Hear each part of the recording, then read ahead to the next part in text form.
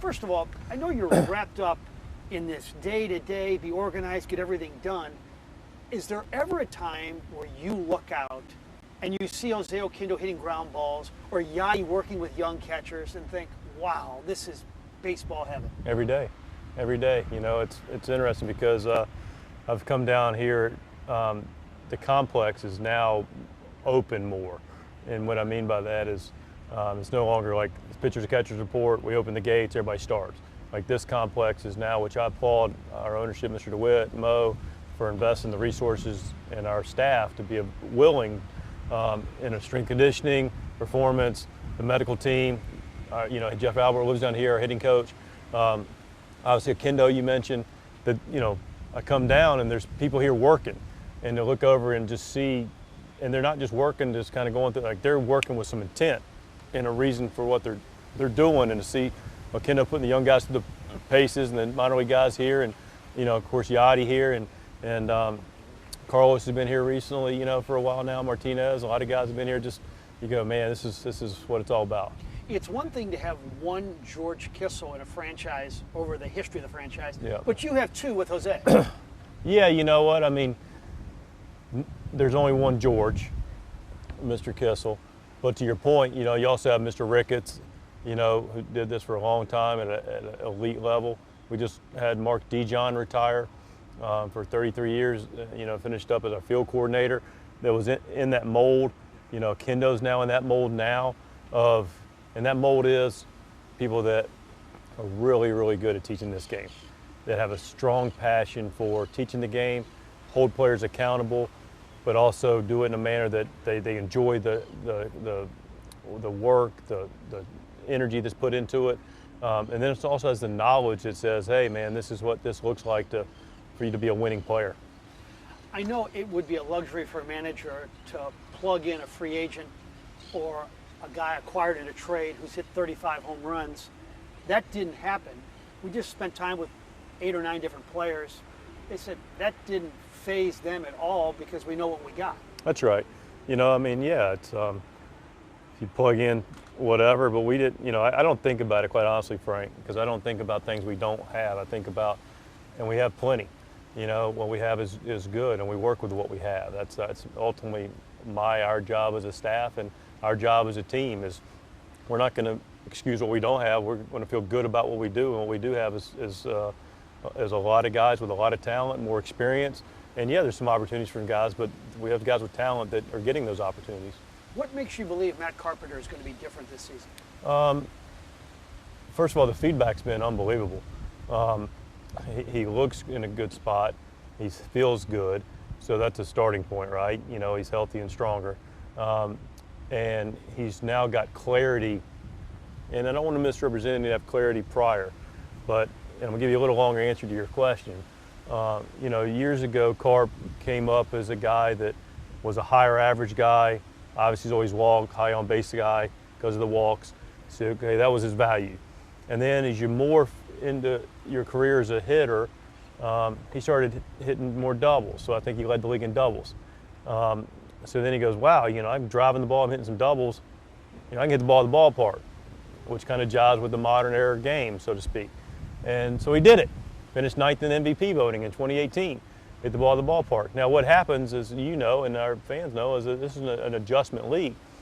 So here's a guy that went from one identity, which is, you know, staying on the ball, taking your walks, getting my hits, to driving the ball, to hitting the ball at the ballpark. Well, now the league adjusts back to you and you go, well, where am I? And I think Carp lost his identity last year, what kind of hitter he needed to be relative to how he was pitching. So now Carp's back to, I'm just going to be a complete hitter. I'm going to be able to just put a good swing on the baseball, just have a good quality at bat, and if I hit the ball to left field, great. If I hit the ball in the gap, great. The ball goes out of the ballpark, wonderful. But now he's just trying to be a complete hitter again, and the work and all the feedback we've gotten is saying that he's really taking good swings of the ball. Is the outfield as simple as this? Dexter Fowler is going to have one of the spots, and the other two are wide open? I think that's probably pretty reasonable. Yeah, I mean, you know, Dexter's obviously earned the right to you know, be the starter and go be ready to go play, and of course he's having a good offseason. He's got the eye of the tiger to say, look, I'm going to come in and still win my job. But Yeah, I mean, Harrison clearly's gotten some time out there. Lane Thomas did a nice job in a limited role last year. Tyler O'Neill is going to get, a lot of opportunities this spring. Of course, we got Dylan, who, we still want to see what his looks like for Dylan Carlson, but I think that's a fair way of looking at it. Is Tommy Edmonds' season going to look like this? A start at second, a start at short, maybe a start at third, and a couple in the outfield if he continues to be a great offensive player? I think that's reasonable. I wouldn't make it that. It may not be that clean, but it will, and it may not be like over the course of, like, you look at a week or 2 weeks worth of work, because it's always representative of what else is going on and matchups and all that. But I think if you looked at it, you just say, yeah, February, I guess the day's the 10th, right?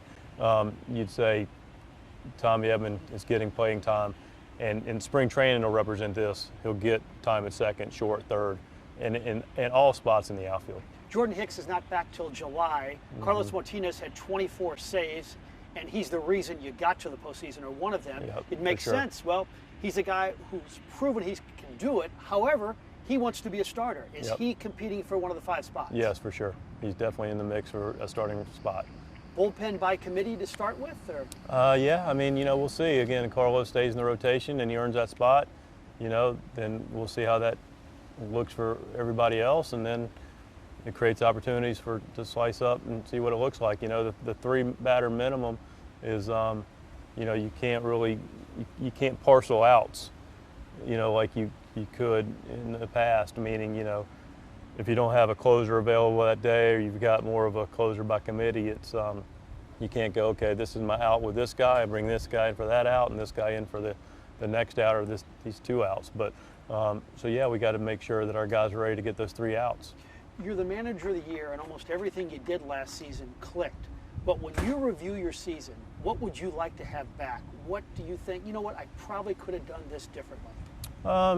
Yeah, I mean, always looking to reflect. I mean, and look, you say things click. The players made them click. Our staff made them click.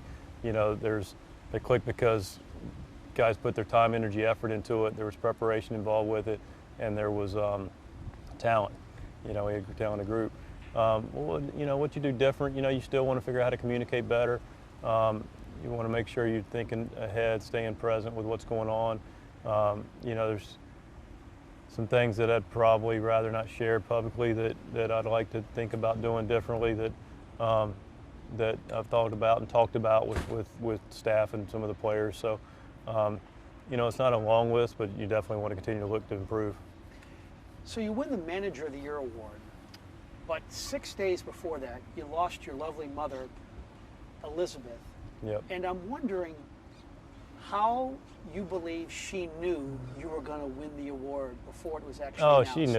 She knew. And, she unfortunately had failing health. But, 85, she had a full, lovely life, and was a big reason, and still is, why I'm here.